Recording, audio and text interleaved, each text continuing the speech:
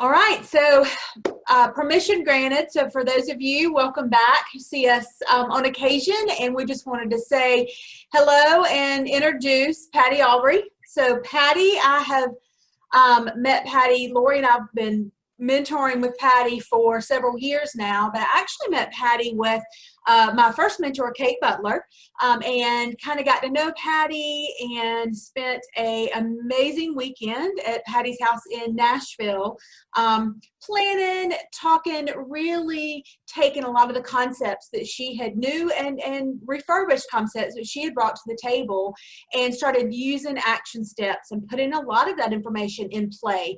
A lot of times we gather that information and we hold it, but we never do anything with it. And so Patty's the strategist. That's what she's good at, is not only giving you ideas on how to do it, but lighting that fire that makes you, when you walk away, want to put those plans in true action. So we are super excited. Patty is also responsible for the Permission Granted movement. And you guys, if you've read our book, if you haven't, you got to. And she'll give us some insight on that as well.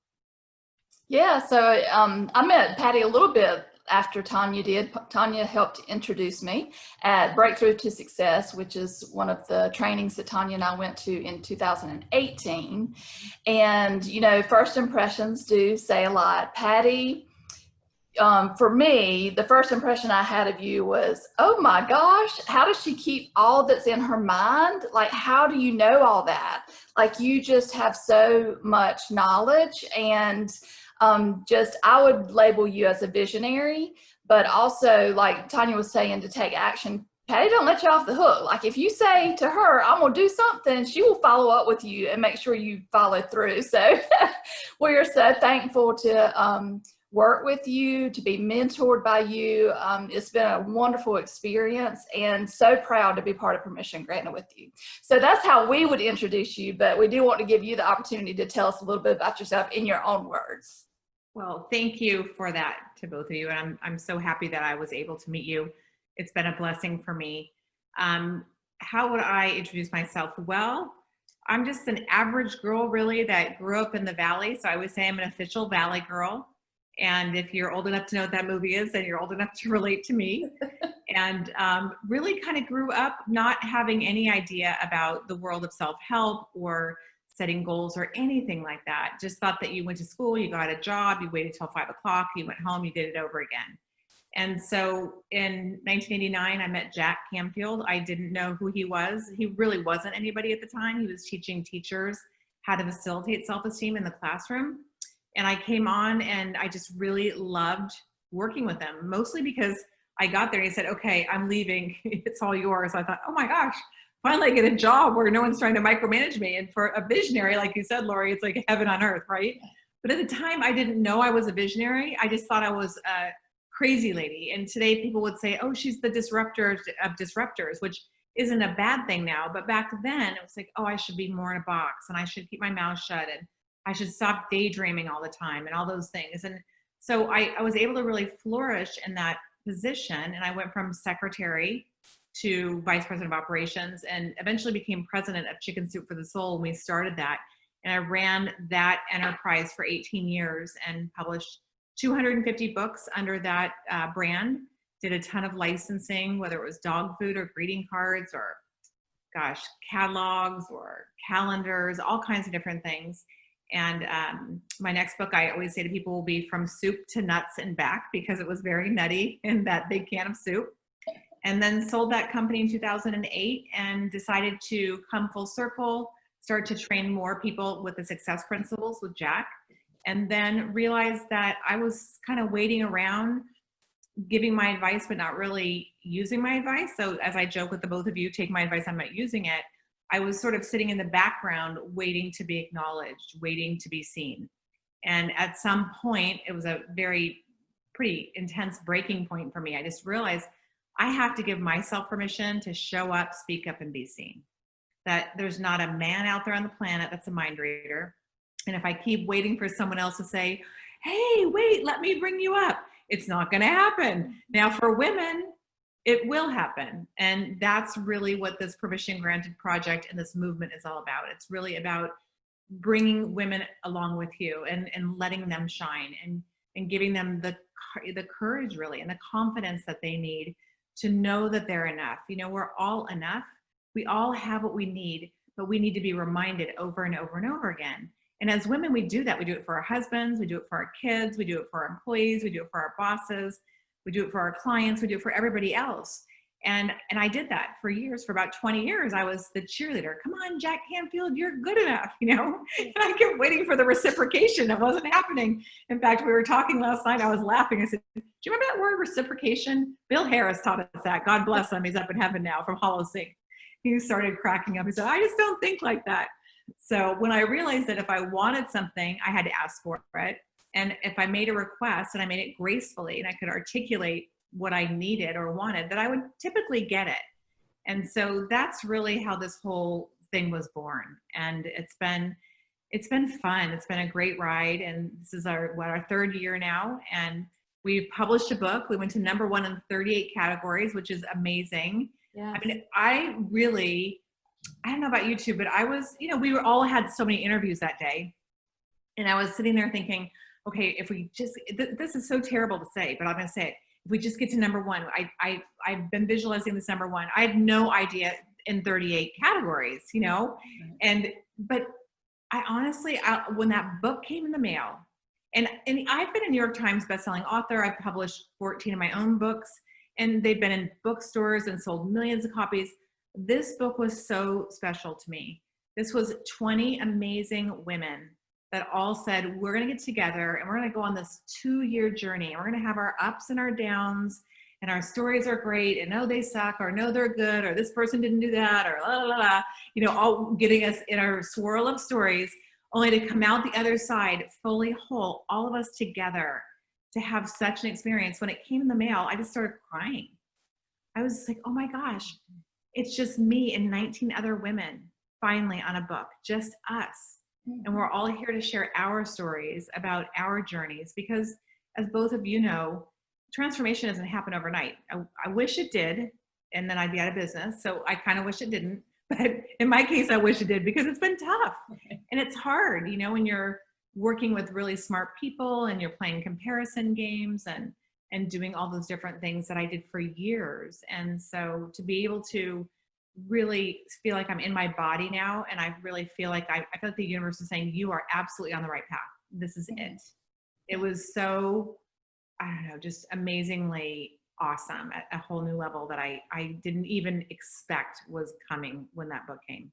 Yeah, and I felt when I first held it, you can feel the energy of connection between the women in the book, and it's just felt special. The whole process and release has felt special, and even just holding it in your hands, you can almost feel the love that we put in it and the connection we have with each other. And I think that may be what makes it special, because we care about each other, and I feel like that comes through in the book, most definitely. And I think the vulnerability, for a lot of us, it was the first time that we publicly took down the wall, right? It was the first time that we said, okay, we're gonna tell this story, maybe for the first time, in my case, for the greater good. We're gonna tell this story because we want to help others who may be in a similar situation or have, you know, a similar issue. And so I think that it was truly built out of love for us to share in order for the greater good, to help others. I think so too. And I think especially as women, because we're more emotional, we learn through storytelling. You know, that if I could say that one graceful thing that I got from God, the universe, whatever you believe in, what by doing the Chicken Soup books, was I read hundreds of thousands of stories, and every story I got to read through somebody else's eyes. Right. And so my hope for this is that every woman on the planet that really, really wants to give themselves permission to show up, to speak up, to go for that raise, to set a boundary, to say, I want a divorce, to do whatever it might be, to give themselves permission by us knowing that we're there to really rally them and support them, even if it's just hope between two covers, but we're there. And I think that's what we did for each other. And I feel like, I mean, that group that we started 2 years ago just had such a bond. And we just, and took, and we, again, it's like 2 years of transformation, and we all grew so much. And I think what you're saying, Tonya, is right. So, when you tell your story, especially for the first time, it's the most vulnerable act of courage that you could possibly ever imagine. I mean, both of you've written in more than one book, and I always say it's sort of like the Prozac experience. It's good, it's bad. Oh my God, what was I thinking? And it's emotional. You're all over the place. But it's kind of like life, right? If we just keep going and stay the path, it gets better. And I think for a lot of us, when we look at it and we're trying to build confidence, we think if we just put this off and wait, but really it comes, the sooner you do something and the more repetitive it becomes, the more grounded we become and the stronger we are. It's kind of like exercising. Yeah. Not that I would know what that's like, but someday soon when I do. Just, it's not like you're over there working or doing anything with your life, Patty. Get with it. Right. So, so you sort of shared your intention for Permission Granted, and the book's one piece of it. Do you have a bigger vision for Permission Granted? And maybe along with that, what does giving yourself permission even mean to you from your perspective? I think from my perspective, it's really about really understanding at your core that if you were alive and breathing, that God put you on this planet for a reason. And we owe it to ourselves, to the planet, to our families, to our kids, to people that we love, to everyone around us, to really show up and be that best version of ourselves. And hopefully by doing a project like this and by really creating more of a mission, we will have the encouragement that I know I needed at 24 and 30 and 34 and 40 and 44 and 50, 54, 55, I'm going to be 56. But just to remind over and over again, and sometimes, as you both probably understand this too, somebody might tell you something and you kind of think, oh, it doesn't resonate. Somebody else says it, doesn't resonate. Somebody else says it and it just smacks you right between the eyes. And that's really my hope, that the more women that we have out there giving their idea and sharing their story of what their permission looks like for them, it's different for all of us, that the greater the force that we can create and the bigger the trail that we can blaze for others to come after us, and not necessarily work as hard, because I think it builds character to do what we've done, but to just not spend so much time on the negative self-talk of I can't, I shouldn't, what if, I used to do that all the time. Like, I didn't go to Harvard, Jack did. I went to San Diego State, I'm not going to be that smart. I'm not a man, la, la, la, la. I went on and on and on. And the reality is we're sort of robbing the people in our lives of the gifts that we have, whether it's our beingness, or it's our ideas, or it's our support for each other, or if it's our unconditional love or gratitude, whatever it might be. We have to show up and be that authentic, transparent, vulnerable person to be safe enough for other people to really see that we mean it, because a lot of people can come in and be like, oh, you're great, come on, hang in there, but I'm not so sure. But when we show really truly as us, for all of our messy stuff and our good stuff and everything in between, then we become trustworthy. Then we become that mentor and that coach that so many younger women need. And even women our age, we need each other. We're still talking about permission. We're on our 3rd year, right? And we couldn't do it alone. And I think that's the big myth. So many people think that somebody did something alone. And when you think about it, has there ever been anyone that's ever done anything totally alone? You can't even be born alone. And so it really does take a village on lots of levels. And I think that's something that we've left out of the story for far too long. I agree. And part of, Lori and I have said this time and time again, is a lot of the information that we share with our tribe and with folks that follow us is not new information. It's not earth shattering. It's not new, but it's us saying it in our way that may resonate with someone who's heard it 1,000 times and they just need to hear it a different way. And same thing with our stories and with building our tribe.